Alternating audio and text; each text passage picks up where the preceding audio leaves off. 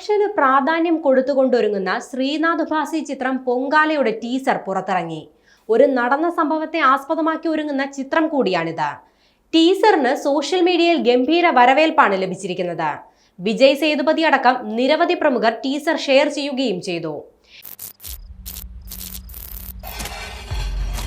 വർഷങ്ങൾക്ക് മുമ്പ് AB ബിനിൽ കഥയും തിരക്കഥയും രചിച്ച് സംവിധാനം ചെയ്യുന്ന ചിത്രമാണ് പൊങ്കാല.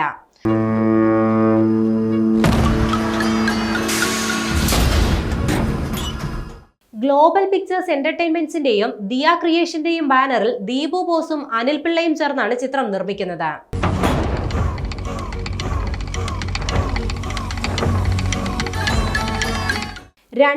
കാലഘട്ടത്തിൽ ഹാർബർ പശ്ചാത്തലമാക്കി വൈപ്പിൻ മുനമ്പം തീരദേശത്ത് നടന്ന ഒരു സംഭവ കഥയെ ആസ്പദമാക്കിയാണ് ഈ ചിത്രം പറയുന്നത്.